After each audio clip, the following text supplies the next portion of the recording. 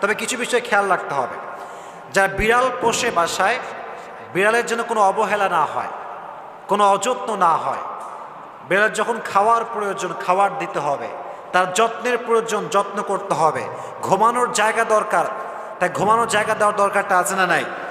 তাকে যত্ন করতে হবে। ইভেন হাদিসে এসেছে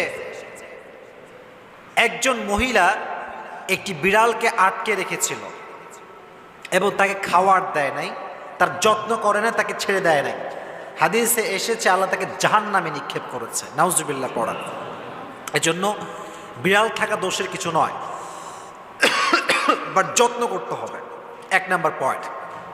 2 নাম্বার পয়েন্ট, নবীজি বলেছেন হাদিসে, যে ব্যক্তি প্রাণীর উপরে দয়াবান হয়, যত্নশীল হয়, রহম করে, আল্লাহ তার উপরে রহমশীল হয়ে যায়। সুবহানাল্লাহ পড়ে।